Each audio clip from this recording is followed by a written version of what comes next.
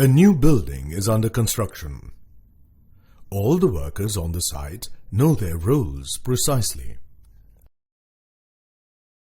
The entire design of this building, including its area, number of floors, walls, the material to be used, interior and exterior, is as per the architectural blueprint. The blueprint guides all the workmen in constructing the building. Similarly, the structure and the function of millions of cells of our body are also based on a blueprint. Can you guess what this blueprint is and where it is located? Deoxyribonucleic acid, or DNA, located inside the nucleus, is the blueprint of life. The cells of all living beings and many viruses have DNA. This DNA controls the structure and functions of the cell and is also the hereditary material. Every living organism receives this blueprint from their parents. In simple words, why we are what we are is determined by our DNA. Let's understand how DNA determines traits.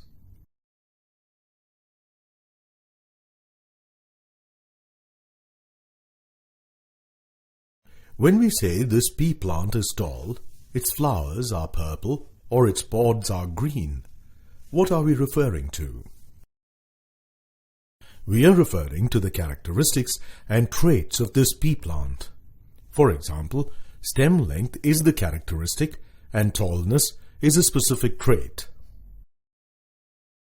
In terms of genetics, this means that all the cells of this plant have a gene for tallness on one or both of the homologous chromosomes. As we know, a gene is a functional part of DNA that carries information for a particular trait. In this case, the DNA carries information for tallness. The information on the DNA is in the form of chemical codes. Now let's understand how genes work.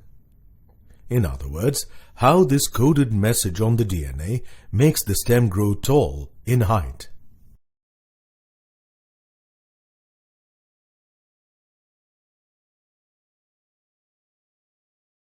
First, the DNA unwinds in this specific region.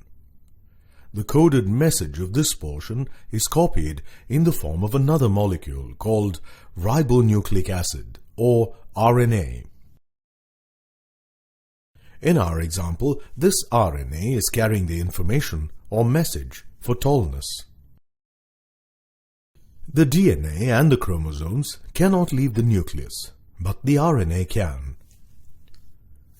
The RNA molecule leaves the nucleus and enters the cytoplasm of the cell.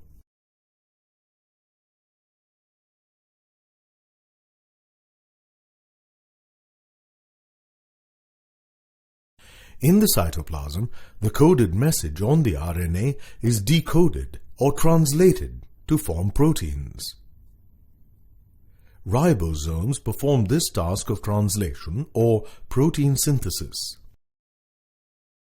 One or more protein molecules formed through such translations undergo some rearrangements to form final structural or functional protein. These proteins control traits.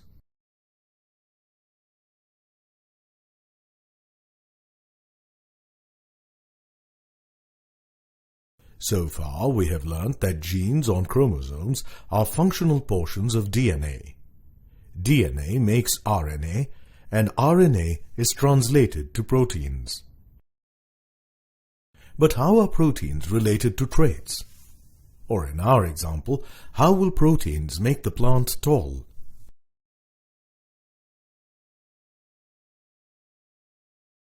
In a living cell, proteins perform a variety of functions. Some proteins become the structural component of the cells, while some others make up enzymes. Enzymes are important biological molecules. different processes taking place in the cell are catalyzed and controlled by different enzymes. For example, in case of the tallness gene, the protein formed during translation makes a functional enzyme. This enzyme controls the process of production of a specific plant hormone. Production of this hormone increases stem length. This in turn makes the plant tall.